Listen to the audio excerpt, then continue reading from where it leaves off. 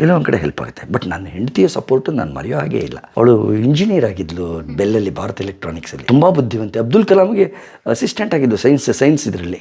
ನಿಂದೇನೂ ಇಲ್ಲ ಇಲ್ಲಿ, ನೀ ಬರೋವಾಗ್ಲೂ ಖಾಲಿ ಕೈ, ಹೋಗೋವಾಗ್ಲೂ ಖಾಲಿ ಕೈ. ಸತ್ತ ತಕ್ಷಣ ಇದನ್ನ ತೆಗಿಯಕ್ಕೆ ಟ್ರೈ ಮಾಡ್ತಾರೆ ಮನೇಲಿ ಒಡವೆಗಳೆಲ್ಲ. ಇದನ್ನ ಭೂಮಿ ಅಂತ ಕರೆಯೋಣ, ಇದನ್ನ ಬ್ರಹ್ಮಾಂಡ ಅಂತ ಕರೆಯೋಣ. ಅಬ್ರಕ್ಕೆ ಡಬ್ರ ಅಂತೀನಿ ಅಂದರೆ ನಿಮ್ಗೆ ಆಶ್ಚರ್ಯ ಆಗುತ್ತೆ. ನೋಡಿ, ಆಕಾಶದಿಂದ ನಾನು ತೊಗೊಂಡಿದ್ದು ದುಡ್ಡು. ಬುದ್ಧಿವಂತರು ದುಡ್ಡು ದುಡಿತಾ ಇರ್ತಾರೆ. ಆಗದೆ ಇರೋರು ಕೊರಕೊಂಡು ಕೂತಿರ್ತಾರೆ. ನಂಗೆ ಅದೃಷ್ಟಾಚಾರ ಇಲ್ಲ. ನಿಮ್ಮ ಹತ್ರ ಯಾರಾದರೂ ಬಂದರೆ ಸೀರಿಯಸ್ಲಿ ಮೋಟಿವ್ ಆಗ್ತಾರೆ. ಆಗಲೇಬೇಕು. ಬಾಲ್ಯಾವಸ್ಥೆ, ಯೌವನಾವಸ್ಥೆ, ಪ್ರೌಢಾವಸ್ಥೆ, ವೃದ್ಧಾಪ್ಯ. ಸರ್, SSLCಗಿಂತ ದಾಟದೇ ಇರೋ ಹುಡುಗಿರೋದು ನಾವು ವರ್ಷದಲ್ಲಿ ಮೋರ್ ದ್ಯಾನ್ 500 to 300 ಅಬಾರ್ಷನ್ ಮಾಡ್ತೀವಿ. ಹೇಳೋ ಪೈಲಟ್, ಹೇಗೆ ಪೈಲಟ್? ಅದೇ ನಿಮ್ಮ ಮನೇಲಿ ನೀವೇ ಫಸ್ಟ್ ಟೈಮ್ ಸಿನಿಮಾ? ನಾನೇ ಫಸ್ಟು, ನಾನೇ ಕಡೆ. ಓಕೆ. ಇವನ್ ನನ್ನ ಮಗಳು ಕೂಡ ನಂತರನೇ ಮ್ಯಾಜಿಕ್ ಎಲ್ಲ ಮಾಡ್ತಾರೆ, ಎಲ್ಲ ಮಾಡಿದ್ಲು. ಬಟ್ ಅವಳು ಇಂಜಿನಿಯರ್ ಆಗಿಬಿಟ್ಟು ಹೋಗಿ ಸೇರ್ಕೊಂಬಿಟ್ಲು ಅಮೇರಿಕಾಗೆ. ಇಲ್ಲಿ ಯಾರ್ಯಾರು ಇದ್ದೀರಾ? ಇಲ್ಲಿ ಸದ್ಯಕ್ಕೆ ನಾನು ಒಬ್ಬನೇ ಇರೋದು. ಓಕೆ. ಫ್ಯಾಮಿಲಿ? ಫ್ಯಾಮಿಲಿ ಇಲ್ಲ, ಫ್ಯಾಮಿಲಿ ಇಲ್ಲ, ಮಗಳು ಮಾತ್ರ ಇರೋದು. ಓಕೆ. ಈ ಕೊರೋನಾ ಟೈಮಲ್ಲಿ ನಾವಿಬ್ಬರು ಒಟ್ಟಿಗೆ ಹಾಸ್ಪಿಟ್ಲ್ ಸೇರ್ಕೊಂಡ್ವಿ. ಯಾವಾಗ ನಾನು ಅವಳಿಬ್ರು ಜೊತೆ ಹಾಸ್ಪಿಟ್ಲ್ ಸೇರ್ಕೊಂಡ್ವಿ. ಹಾಸ್ಪಿಟ್ಲಿಂದ ನಾನು ಈಚೆ ಬಂದೆ, ಅವಳು ಬರಲೇ ಇಲ್ಲ. ನೋಡಿ ಹೆಂಗಿದೆ. ಅವಳು ಆ್ಯಕ್ಚುಲಿ ನಾನು ತುಂಬ ಸೀರಿಯಸ್ ಆಗಿದ್ದೆ. ಡಾಕ್ಟ್ರು ನೋಡ್ಬಿಟ್ಟು ನಿಮ್ಮ ಯಜಮಾನ್ರಿಗೆ ಗ್ಯಾರಂಟಿ ಹೇಳೋಕ್ಕಾಗಲ್ಲಮ್ಮ ಅಂತ ಅವಳು ಹೇಳಿದರು. ಬಟ್ ನಾನು ಸ್ವಲ್ಪ ಮೊದಲಿಂದ ಯೋಗ ಮಾಡ್ತಾಯಿದ್ದೆ, ಸೂರ್ಯ ನಮಸ್ಕಾರ ಅದು ಇದೆಲ್ಲ ಸ್ವಲ್ಪ ಜಾಸ್ತಿ ಮಾಡ್ತಿದ್ದೆ. ಅವಳಿಗೆ ಶುಗರ್ ಇತ್ತು ಪಾಪ, ಅವಳಿಗೆ ಅದನ್ನು ಕಂಟ್ರೋಲ್ ಮಾಡ್ಕೊಳಕ್ಕಾಗಲೇ ಇಲ್ಲ. I lost my life. Yoga, ಧ್ಯಾನ ಶೂರ್ ಮನುಷ್ಯನಿಗೆ ಎಮರ್ಜೆನ್ಸಿಗೆ ಎಲ್ಲೋ ಒಂದು ಕಡೆ ಹೆಲ್ಪ್ ಆಗುತ್ತೆ. ಬಟ್ ನನ್ನ ಹೆಂಡತಿಯ ಸಪೋರ್ಟು ನಾನು ಮರೆಯೋ ಹಾಗೇ ಇಲ್ಲ. ನಾನು ಆ ಸ್ಟುಡಿಯೋ ಮಾಡೋವಾಗ she was in a very big post. ಅವಳು ಇಂಜಿನಿಯರ್ ಆಗಿದ್ಲು ಬೆಲ್ಲಲ್ಲಿ, ಭಾರತ್ ಎಲೆಕ್ಟ್ರಾನಿಕ್ಸಲ್ಲಿ. RK ಶ್ರೀಕಂಠನ್ ಅಂತ ತುಂಬ ದೊಡ್ಡ ಮ್ಯೂಸಿಷಿಯನ್ ಹೆಸರು ಕೇಳಿದಿರಾ? ಅವ್ರ ಮೊಮ್ಮಗಳು ಅವಳು. ತುಂಬ ಬುದ್ಧಿವಂತೆ. ಅಬ್ದುಲ್ ಕಲಾಮ್ಗೆ ಅಸಿಸ್ಟೆಂಟ್ ಆಗಿದ್ದು ಸೈನ್ಸ್ ಇದರಲ್ಲಿ. ತುಂಬ ಬುದ್ಧಿವಂತೆ. ಅವಳು ಇಂಜಿನಿಯರಿಂಗ್ ಫಸ್ಟ್ ರ್ಯಾಂಕ್ ತೊಗೊಂಡಾಗ UVCನಲ್ಲಿ. ಎಷ್ಟು ಏನ್ರಿ ಇವಳು ಎಷ್ಟು ಬುದ್ಧಿವಂತೆ. ನನ್ನ ಹೆಂಡತಿ ವಿಷಯ, she was an engineer in Bharat electronics. ಅವಳೇ. ಹೌದು, she was PA to him. ಅವಳು ಇದಕ್ಕೆ ಕೆಲಸ ಮಾಡ್ತಾ ಇದ್ಲು, DRDL ಅಲ್ಲಿ, R&D, ಡಿಫೆನ್ಸ್ಗೆಲ್ಲ ಕೆಲಸ ಮಾಡ್ತಾ ಇದ್ಲು. ಅವಳದೇನಪ್ಪ SSLCಲಿ ಅಂದರೆ, ಅವಳು SSLC ಎಷ್ಟು ಬುದ್ಧಿವಂತೆ ಅಂದರೆ, ಅದು ನಿಮಗೆ ಇನ್ಸಿಡೆಂಟ್ ಹೇಳೋದು ನಕ್ಬಿಡ್ತೀರ. ಅದಕ್ಕೆ ಗೊತ್ತಿರ್ಬೇಕು, ಸುಮಾರು ಜನಕ್ಕೆ ಈ ಥರದ ಇನ್ಸಿಡೆಂಟ್ ಆಗಿರಲ್ಲ. ಅವಳಿಗೆ SSLCನಲ್ಲಿ ಮ್ಯಾಥಮೆಟಿಕ್ಸಲ್ಲಿ 100ಕ್ಕೆ 102 ಕೊಟ್ಬಿಟ್ರು. ಸಾಧ್ಯನೇ ಇಲ್ಲ ಜಗತ್ತಲ್ಲಿ ಇದುವರೆಗೂ ನಿಮ್ಗೆ ಎಲ್ಲುವೆ. ಬೇಕಾದ್ರೆ 100 out of 100 ಕೊಡ್ತಾರೆ, 100ಕ್ಕೆ 102 ಹೆಂಗೆ ಕೊಡೋಕ್ಕಾಗುತ್ತೆ? ಸೊ ಅವಳಿಗೆ 100ಕ್ಕೆ 102 ಕೊಟ್ಬಿಟ್ರು. ಬಟ್ ಇವ್ರು ಒಪ್ಪಲಿಲ್ಲ. ಇನ್ವಿಜಿಲೇಟರ್ಸ್ ಕೊಟ್ಟರು ಕೂಡ ಮೈನ್ ಚೀಫ್ ಒಬ್ಬರು ಇರ್ತಾರಲ್ಲ, ಅವರು ಚಾನ್ಸೇ ಇಲ್ಲ ಹಂಗೆಲ್ಲ ಕೊಡೋಕೆ. ನೀವು ಅವ್ರು ಎಷ್ಟೇ ಚೆನ್ನಾಗಿ ಮಾಡಿದ್ರು 100ಕ್ಕೆ 100 ಕೊಡಿ ಅಷ್ಟೇ, 100 ಮೇಲೆ ಕೊಡೋ ಹಾಗಿಲ್ಲ ಅಂದು.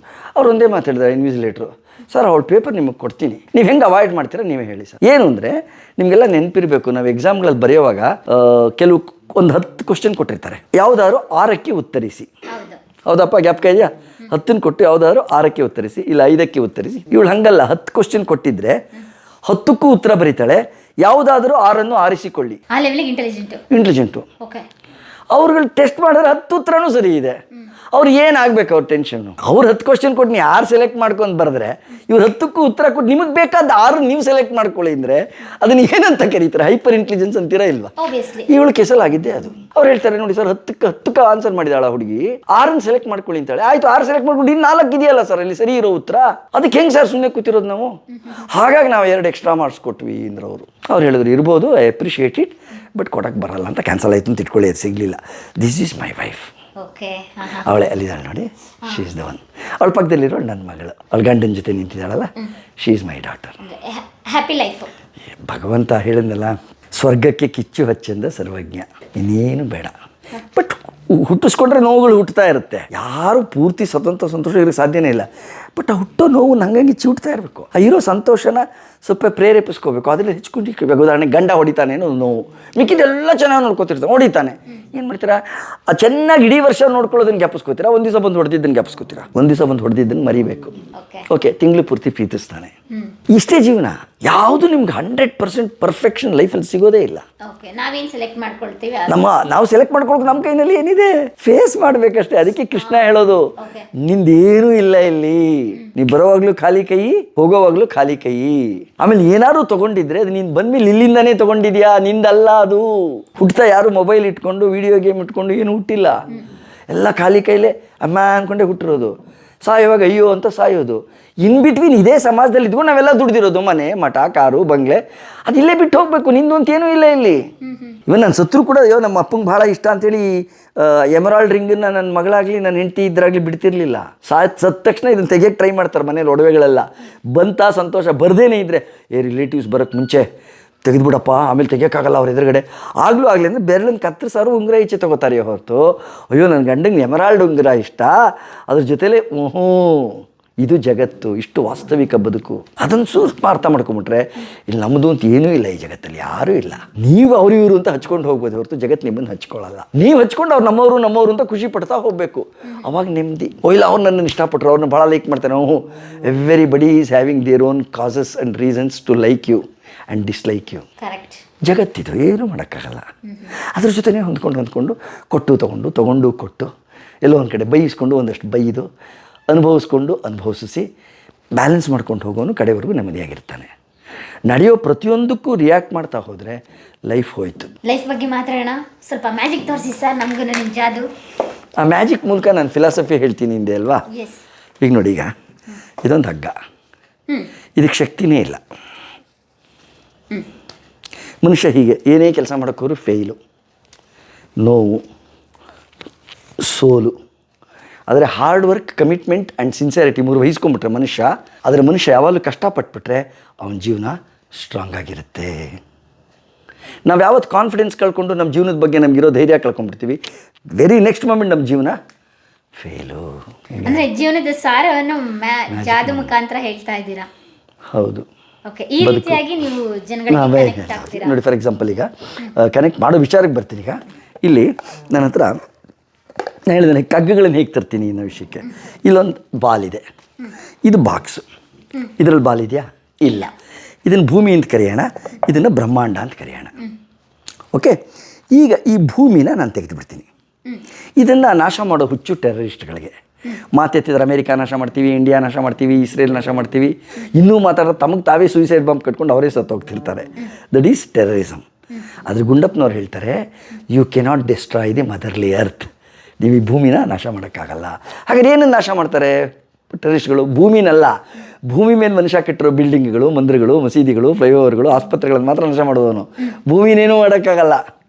ಮನುಷ್ಯ ನಿರ್ಮಿತವಾದ್ದನ್ನು ಮಾತ್ರ ಅವನು ಹಾಳು ಮಾಡ್ಬೋದು, ದೈವ ನಿರ್ಮಿತನ ಹಾಳು ಮಾಡೋಕ್ಕಾಗಲ್ಲ ಅವನು. That is the message of Bhagavadgita. DVG ಹೇಳೋದು ಅದೇ.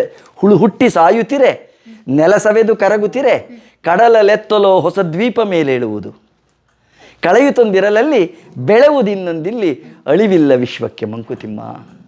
ಸೊ ಜಗತ್ತನ್ನ ನಾಶ ಮಾಡೋಕ್ಕಾಗೋದೇ ಇಲ್ಲ. Just I throw my ball. ಈ ಭೂಮಿ ಇಲ್ಲಿದೆಯಾ ಅಲ್ಲಿದೆಯಾ? ಎಸೆದು ಬಿಟ್ಟಿದ್ದೀನಿ ಅಲ್ವಾ. ಅದ್ರ ಗುಂಡಪ್ಪನವ್ರು ಹೇಳ್ತಾರೆ, ಅಳಿವಿಲ್ಲ ವಿಶ್ವಕ್ಕೆ ಮಂಕುತಿಮ್ಮ, ಭೂಮಿ ಇಲ್ಲೇ ಇದೆ.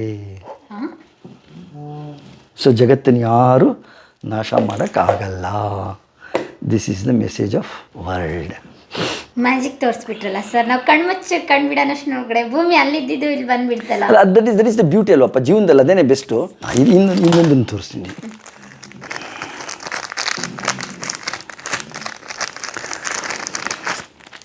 ನೋಡಿ ಇಲ್ಲಿ, ಈಗ ಇದು ನಮ್ಮ ಜೀವನ ಹೇಗಪ್ಪ ಅಂತಂದರೆ, ನಮ್ಮ ಬದುಕು ನಾವು ಬರ್ತಾ ಖಾಲಿ ಏನಾರು ಇದೆಯೇನಪ್ಪ?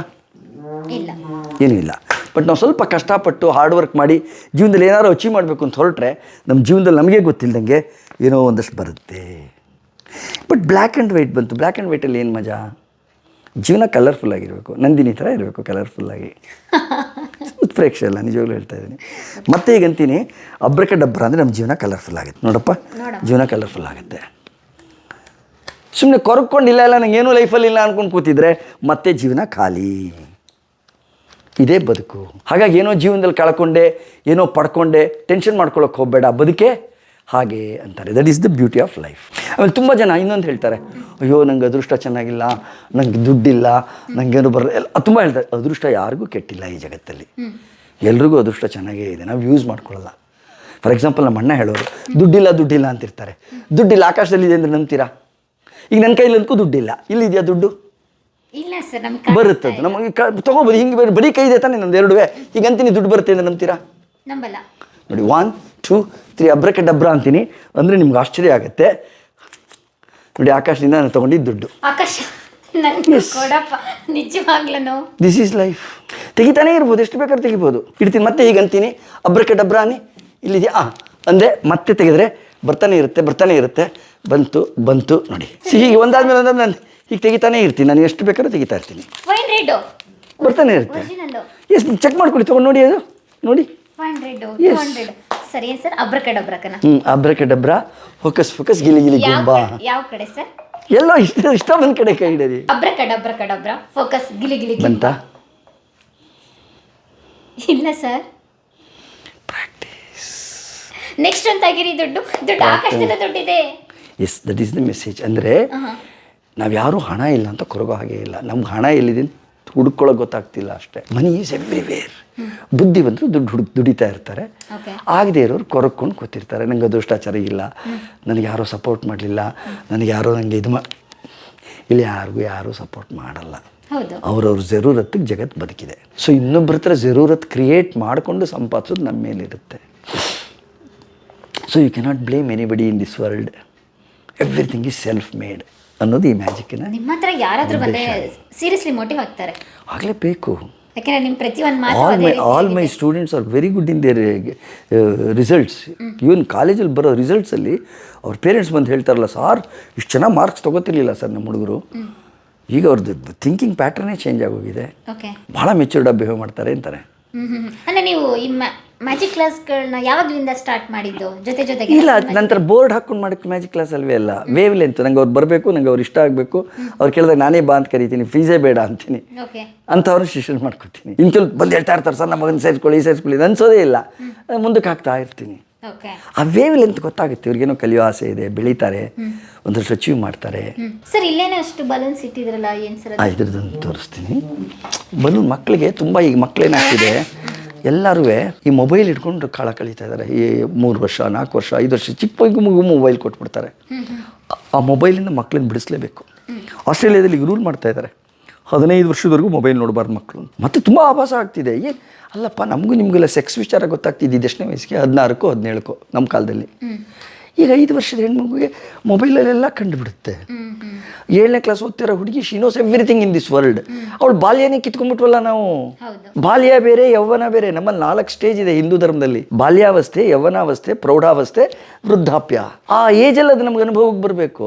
ಒಂದು ಹುಡುಗಿ ಬಾಲ್ಯವಾಗಿರ್ತಾಳೆ, ಅಪ್ ಟು 12-13 ಇಯರ್ಸ್ವರೆಗೆ ಅವಳು ಬಾಲ್ಯನೇ ಪಾಪ. ನಾವು 7ನೇ ಕ್ಲಾಸ್ ಹುಡುಗಿಗೆ, 6ನೇ ಕ್ಲಾಸ್ ಹುಡುಗಿ, 5ನೇ ಕ್ಲಾಸ್ ಹುಡುಗಿ, she knows everything because mobile is having everything. ಅವಳು ಇನ್ನೋಸೆನ್ಸೇ ಸತ್ತೋಯ್ತು. PUC ಬರೋ ಅಷ್ಟೊತ್ತಿಗೆ ಮುಗಿಸ್ಬಿಟ್ಟಿರ್ತಾಳೆ, ಎವ್ರಿಥಿಂಗ್ ಶಿ ನೋಸ್.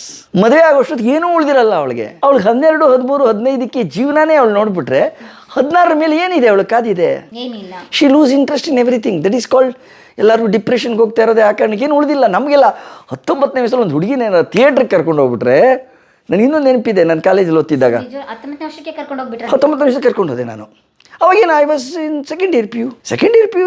ಈಗಲೇ 7ನೇ ಕ್ಲಾಸ್ ಹುಡುಗರೆಲ್ಲ ಮುಗಿಸ್ತಿದ್ದಾರೆ. ನಾವು ಸೆಕೆಂಡ್ ಇಯರ್ ಪಿ ಯು ಒಂದು ಹುಡುಗಿನ ನೀವು ಥಿಯೇಟ್ರ್ ಕರ್ಕೊಂಡು ಹೋಗೋದು ದೊಡ್ಡದಾ? ಅವಾಗಲದು ಅಲ್ಲ. ಅವಳು ಸಿನಿಮಾಗೆ ಬರ್ತೀನಿ ಅಂದರೆ 3 ದಿವಸದಿಂದ ನಮ್ಮಲ್ಲಿ ರೋಮಾಂಚನ. ನಾಡಿದ್ದು ನಾನು ಹುಡುಗಿ ಜೊತೆ ಸಿನಿಮಾಗೆ ಹೋಗ್ತಿದ್ದೀನಿ, ಇನ್ನೇನಿಲ್ಲ. ಅವಳನ್ನ ಹಿಡ್ಕೊಂಡಿಲ್ಲ, ಅವಳನ್ನ ಹಗ್ ಮಾಡಿಲ್ಲ, ಏನಿಲ್ಲ. To be frank with you, ಮನುಷ್ಯನ ಅವಳ ಜೊತೆ ಸಿನಿಮಾಗೆ ಹೋಗ್ತೀನಿ ಅನ್ನೋದೇ ನನಗೊಂದು ದೊಡ್ಡ ರೋಮಾಂಚನ. ಯಾಕೆ ಮೇಂಟೈನ್ ಮಾಡ್ಕೊಂಡು ಬಂದಿದ್ದೀವಿ ಆ ಇನ್ನೋಸೆನ್ಸ್ನ. ಈಗ 8th ಸ್ಟ್ಯಾಂಡರ್ಡ್ ಹುಡುಗಿರನ್ನ ಕರ್ಕೊಂಡೋಗಿ ಅಬಾರ್ಷನ್ ಮಾಡಿಸ್ಕೊಂಡು ಬರ್ತಿದ್ದಾರೆ. ಅಲ್ಲಿ ನೀವೇನಾದ್ರು ಒಂದ್ಸತಿ ವಿಕ್ಟೋರಿಯಾ ಹಾಸ್ಪಿಟ್ಲಿಗೆ ಹೋದ್ರೆ ಶಾಕ್ ಆಗಿಬಿಡುತ್ತೆ. ಅವಳು ಹೇಳ್ತಾಳೆ, chief of Victoria hospital, sir SSLCಗಿಂತ ದಾಟದೇ ಇರೋ ಹುಡುಗಿರೋದು ನಾವು ವರ್ಷದಲ್ಲಿ more than 500 to 300 ಅಲ್ಲಿ ಅಬಾರ್ಷನ್ ಮಾಡ್ತೀವಿ. ಏನೂ ಮಾಡೋಕ್ಕಾಗಲ್ಲ. ಅದು ದುಡ್ಡುಗಳು ಬೇರೆ ಕೊಟ್ಟು ಹೆಸರು ಈಚೆ ಬರಬಾರ್ದು, ರಿಜಿಸ್ಟ್ರಲ್ಲೂ ಎಂಟ್ರ್ ಆಗಲ್ಲ. ಅದು ಶ್ರೀಮಂತ ಕುಟುಂಬಗಳು, ಮರ್ಯಾದೆ ಹೋಗುತ್ತೆ. ನಾಳೆ ಹುಡುಗಿಗೆ ಮದುವೆ ಆಗೋದು ಹೇಗೆ? ಎಲ್ಲ ಗುಟ್ಟಾಗಿ ಬರ್ತಾರೆ, ಗುಟ್ಟಾಗಿ ಡಾಕ್ಟರ್ ಹತ್ರ ಮಾತಾಡ್ತಾರೆ.